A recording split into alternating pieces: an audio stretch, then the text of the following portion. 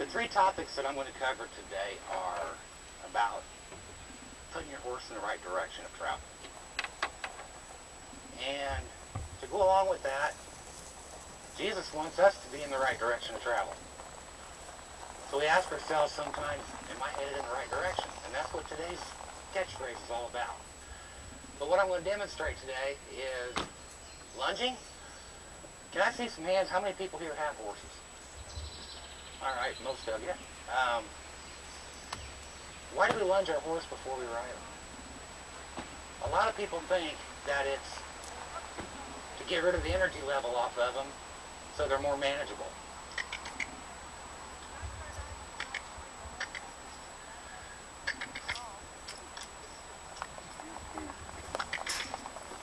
That's not really the case. Lunge our horse, not to wear them out, because if we wear them out to ride them, it's no fun for them, and it's no fun for us because it's a war. So, anyway, when we lunge our horses, get their thinking cap on, and another reason, get their muscles warmed up in their body. We don't want them to be all stiff and maybe pull a muscle when we get on them to go ride them. You know, people weigh 150, 175, 200 pounds, somewhere around there, most adults. Well, it'd be like you getting up in the morning and throwing on a backpack. You're not going to be a happy camper because you're going to be stiff and you're not awake yet. Your muscles, you know, they're not warmed up. So we lunge our horse to warm up their muscles for one thing, get them stretched out, get them feeling good. The other reason is to get their thinking cap on. You have to understand that if your horse doesn't respect you on the ground, they're not going to respect you under saddle. So, in turn, you want to get their thinking cap on, get them thinking, get them respecting you, and doing what you ask them to do way before you ever get on them. Another benefit to it is to make sure your cinch is tight, because if you move them around a little bit, your cinch might loosen up on you. So you want to lunge them a little bit, get their thinking cap on, and ask them to do different things. And no, when you lunge your horse, you don't just run them around in circles. Okay, we did 20 laps that way, let's go 20 laps this way. You don't want to do that. Move them around a little bit, get them doing different things. And if he wants to trot, I'll let him trot. If he wants to lope, I'll let him lope. He's feeling good. And being a horse, well, it's time to get your thinking cap on. I'm going to ask you to do different things. Turn around the other way. Well, let's cut you off and turn you the other way. Okay, he wants to get predictable. We'll let him, but we're going to fool him. Yes, I did that. Now what? Okay, back up for me. No, don't rear up. Back up. Come on. Thank you. All right. Whoa. Let's see. How about we go this way? Go on. No, I didn't say that way. Go the other way.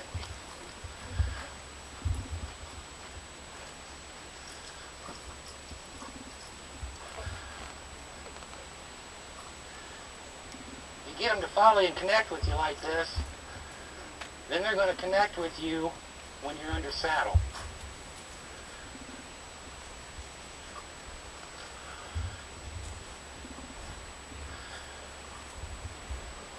He's respecting me, isn't he?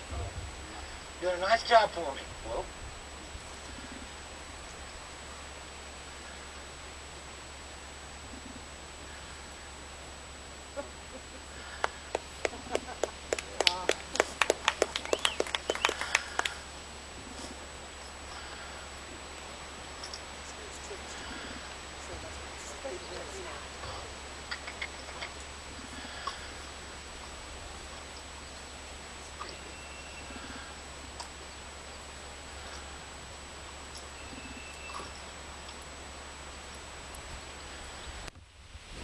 Thunder is a 9-year-old stallion. I've had him since he was 5 months old and raised him. A very good friend of mine in Logansport named John Spencer started him out and gave him his first 2 months of training. And that was when I took a passion to it and started doing a little bit myself, and I've trained him the rest of the way with all the other things that he knows how to do. Again, my voice, I apologize. So, getting your thinking cap on, making him pay attention to you, and doing what you ask him to do before you ever get on him will be a funner ride, a more safe ride, and more enjoyable.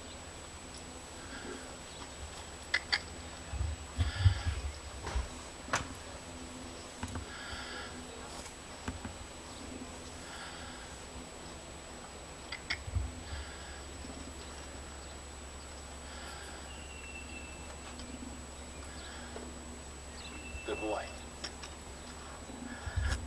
The next thing we're going to talk about is using a direct rein and an indirect rein. Any questions on the lunging? Okay, great. Austin, can you take that? On a younger horse, you have a time in their training where, and I'm sure everybody's been through this on a younger horse, where you're trotting them along or you're loping them even, and you're plowing them because they don't neck rein yet, they don't know how yet. You're plowing them, and you take, say they're going in a left circle, and you take that left rein and you're asking them to turn left. Instead, they give you their face and they keep going forward. Anybody run into that? But on a younger one, that's where your direct and your indirect rein comes in. I want to demonstrate that. This guy neck reins really well, so I hope you'll help me out with this demonstration to learn how to use these reins and pick up your horse's front end and get them to move over to the side off the shoulder when they're in their travel.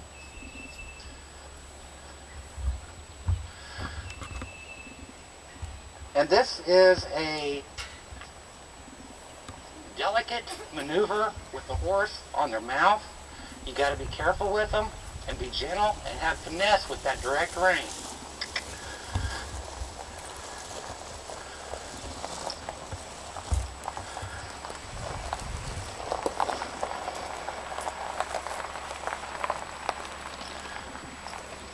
I don't want his nose on the ground, smelling around and not paying attention to me. I want his head up here watching me and paying attention.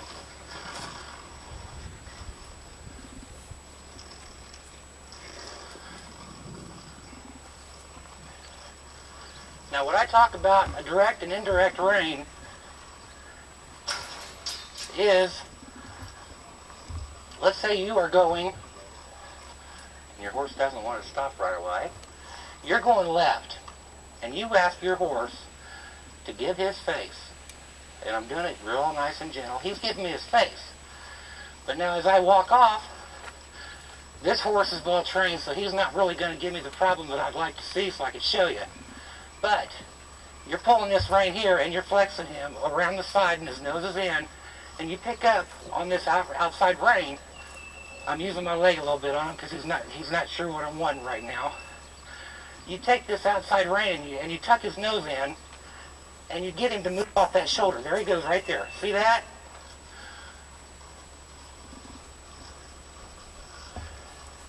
You watch his front end. Right here I'm going to ask him to flex and then come in and move that shoulder. There he goes. By using that outside rein. You're asking him to bring his nose in and turn his face sideways so that he only has one choice, that pressure, and that is to step off the shoulder. Again, we'll flex, get him in, and then come off the shoulder. There he goes. Right there. On a younger horse, it's very critical you teach him that. It's very critical that you teach him that maneuver before you ever want to really get him into an extended trot or a lope. You get him into a lope, and you ask him to turn that face to go to the right like this. Well, I'm going to try to get him to do the wrong thing here, just like that right there. He's giving me my face, but he's that way. I don't want that. I take that outside rein, and I work him to move off that shoulder.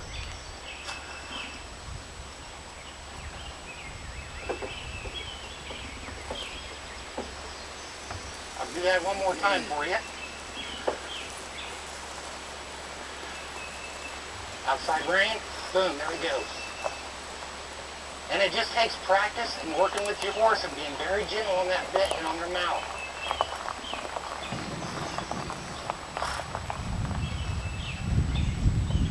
There he goes.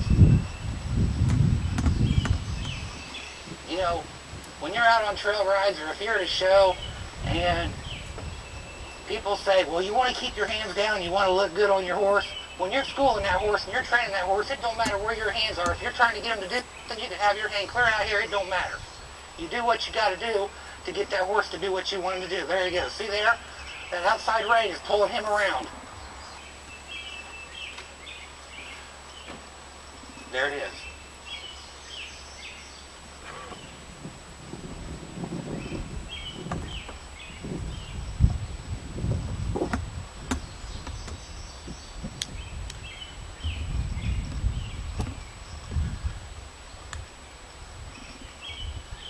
And when I use that indirect rein and that direct rein to pull those shoulders over, what you're doing is you're connecting that rein to their legs.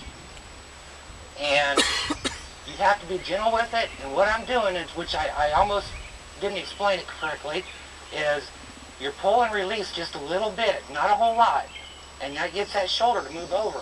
And on them young horses, like I say, it's very critical that they learn that, because it will get you hurt if you're not careful. I was on a paint horse one time.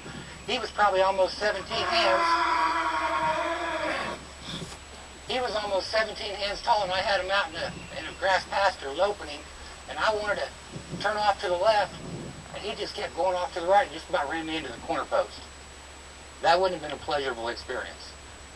So there's an example of why you want to learn and use those direct reins like that, the way that they need to be done on a younger horse. The other thing I wanted to talk about is, which a lot of people mistake. And all these things I'm talking about are my opinions from what I've learned from famous trainers and some not so famous. And I put together what works for me. Things might work different for you guys. A few weeks ago I was riding a friend's horse. And riding along, and the horse got a little too close to a tree. And I took my left spur gently, and I put in to get him to just do this for me, to move over. What'd he do? He sped up on me. I didn't want him to speed up. I wanted him to move over. He didn't understand that one bit.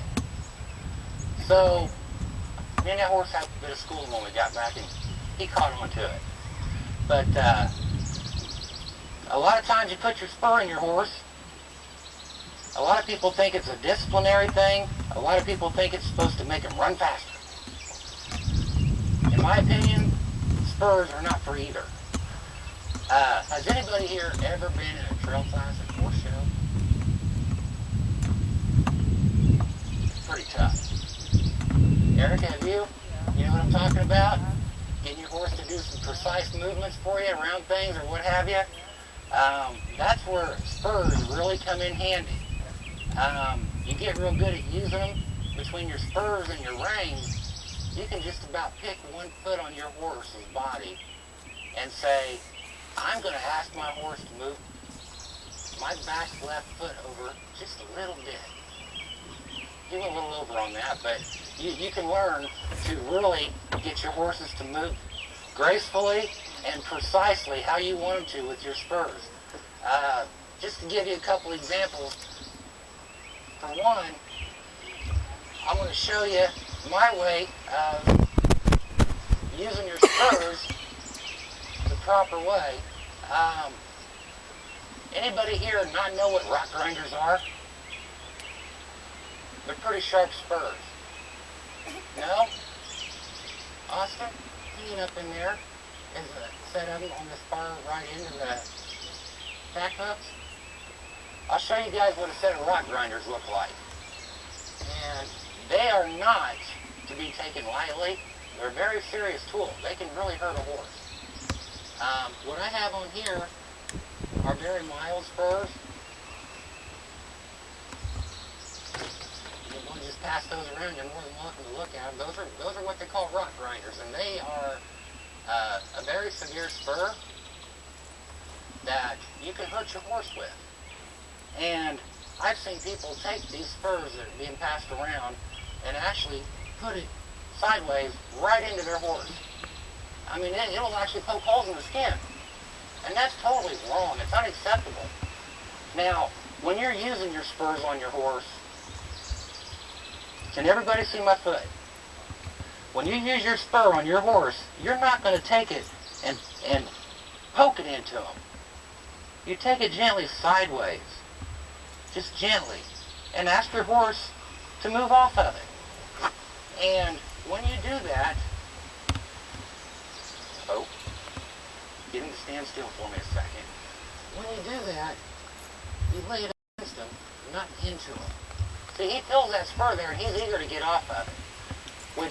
All it is pressure and release to get off of that spur. It's a cue for him to move for you.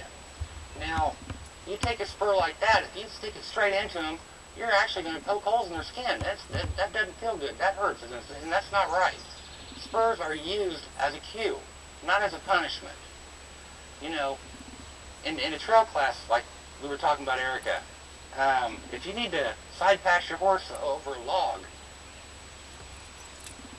pressure and release will get your horse to move over for you.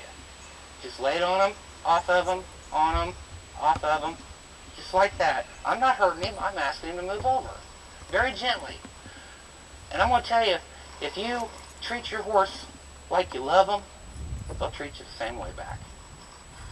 Now, the other thing, we know not to poke him with it. We just lay it up against him sideways. If you take your spur on their front end, just gently, they'll move their shoulder over. And if you take it on the back end, they're going to move their butt over for you. Just like that. And there's a lot of times you might be on a trail ride, and your buddy's over here, and you ride up on him and get too close to him, and maybe they got a horse that doesn't like someone being in their space. That horse is going to get a little ticked off. Well, if your horse and you are in good communication with a set of spurs, you can get your horse away from that other horse real quick. Hey boy, get over here, get away from them. They don't like that. So, they are a very good tool to use if you know how to do it, so you're not hurting your horse and making him mad.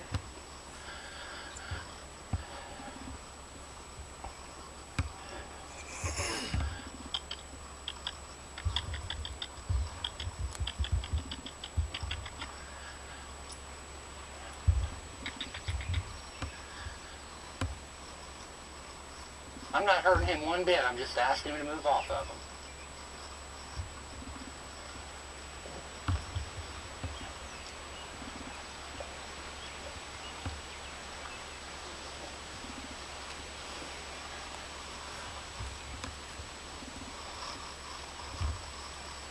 Oh.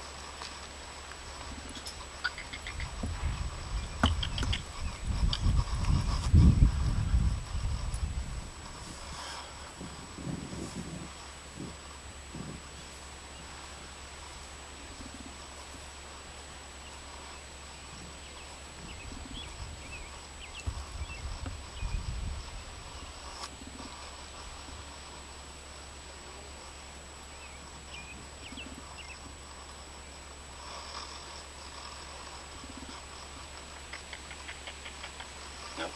Oh.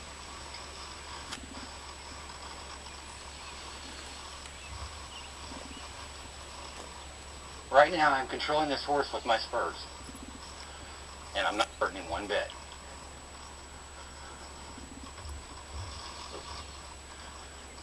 Oh.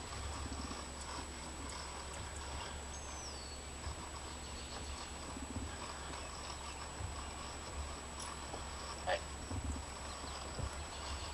He wants to talk to you guys, I guess.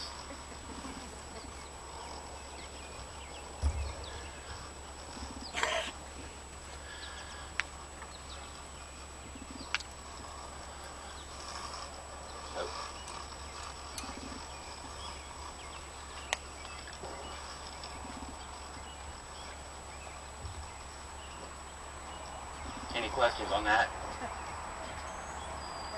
Yes. They're not perfect either. Yes, ma'am. I was just going to ask you, do you have to use spurs, or will just the end of your boot also work? Normally, that's a good question. Normally, if your horse has already been trained to get off that leg pressure, or foot pressure, or heel pressure, whatever pressure it is, if they've already been trained to get off of that, yes, it will work. But there are some cases where you have some horses that aren't real respectful because of whatever reason in the past. They won't want to listen to your heel. Okay?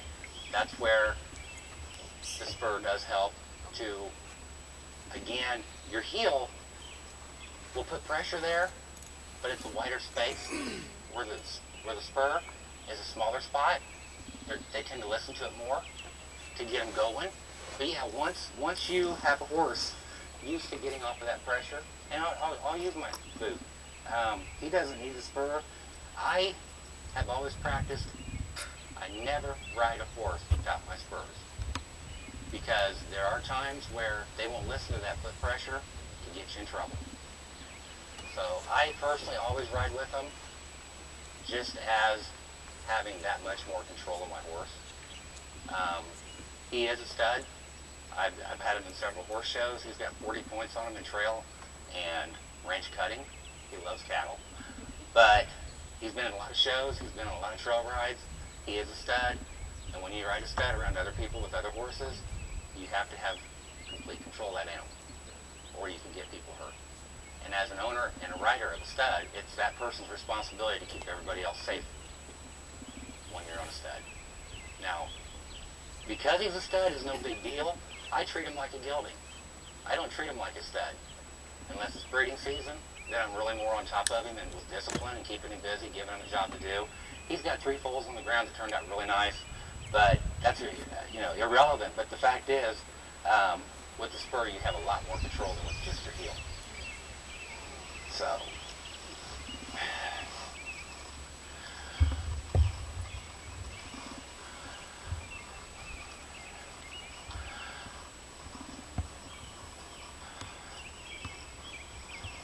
probably makes it so you don't have to work so hard too, huh? yes, my left calf is already wanting to cramp. That's what I thought when you took them off. I thought, now he's going to make his legs sore. See, he's responding to it with no problem.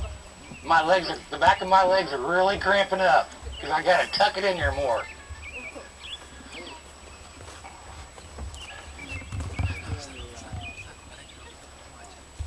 But yes, as we were talking about, the spurs are not necessary if the horse has already been trained to get off the pressure.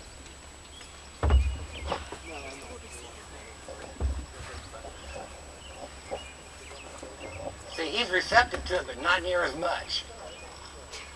That was so creepy.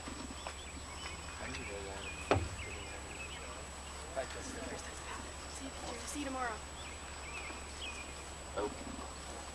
Austin, you want idea?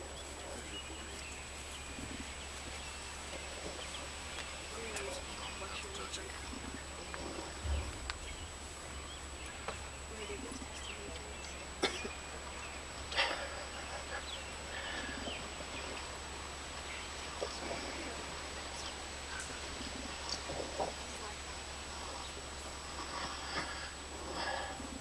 You want to play a little something on your guitar? Okay. Austin, where'd it go? What? Can you hear it? That's what I know.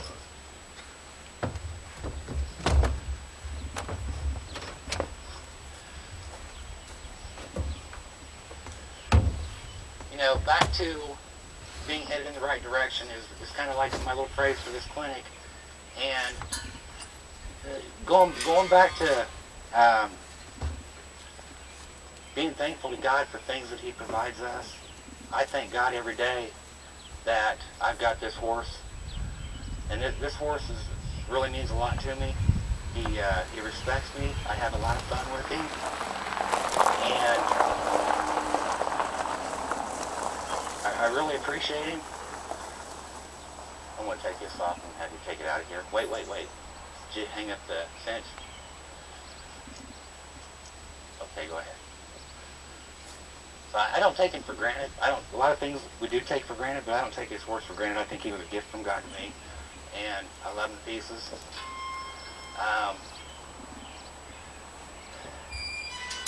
We're always asking and praying to God to do things for us. And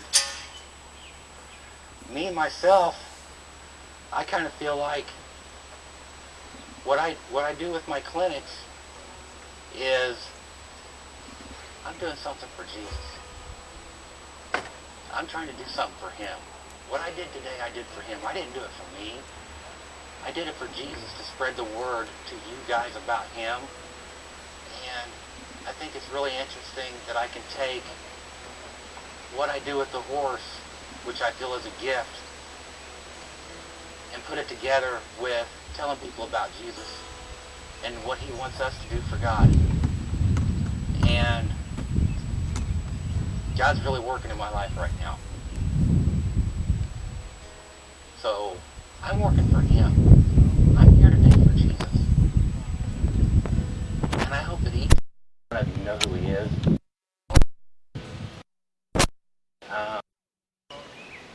We need to look to him, not just in times of trouble, but even at good times, and thank him for the things that he does for us. There's a lot of things that God does for us that we don't realize. And I take it for granted a lot myself, but here lately, God's really been working in my life for me, and I'm working for him. And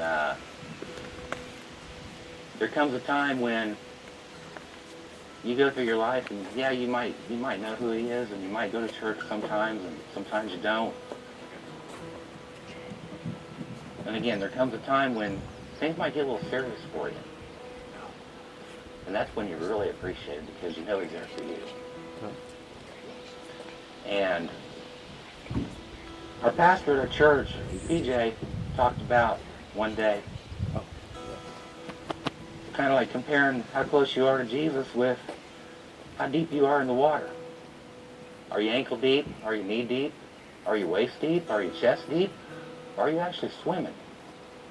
If you're swimming, that means you're really dependent on Jesus to do what needs to be done in your life.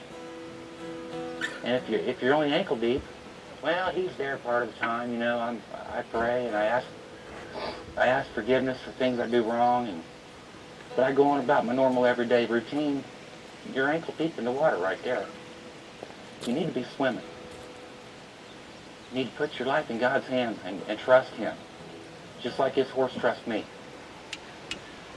He doesn't know what I'm going to do with him from one minute to the next, but he trusts me that I'm going to be there and be his keeper. And it's kind of hard to explain, but I'm doing the best I can here. But God can do some powerful things in your life. I know that firsthand. And I'm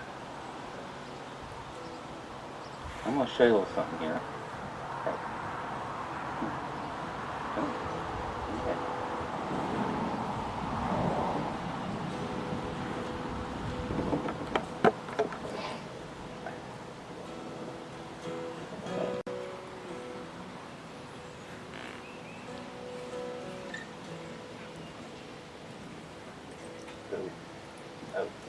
Oh.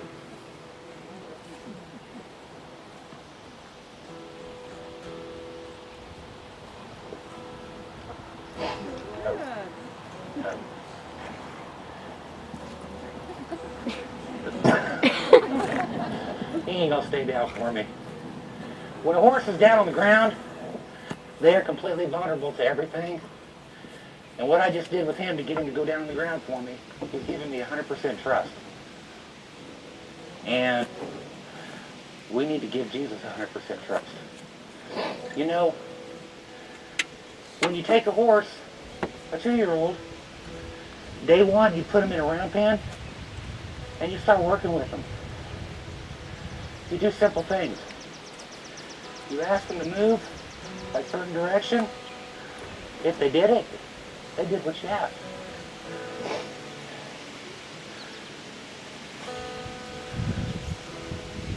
And one day you teach them just to go the other direction.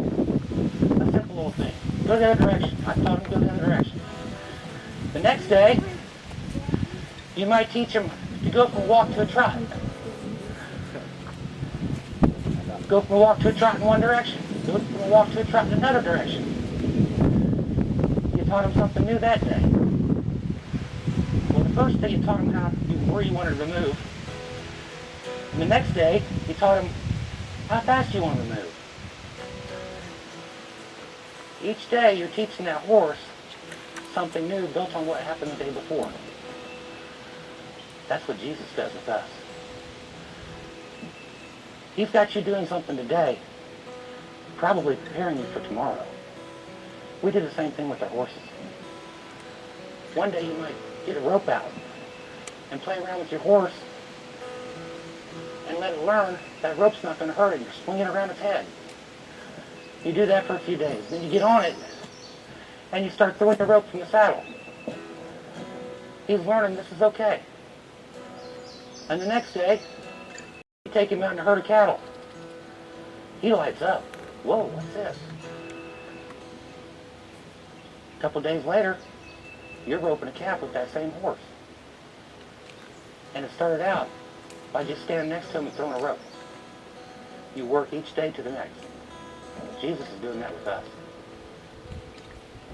So, that pretty much wraps this up. But every day you get up in the morning, thank Jesus for that day. Thank you for coming.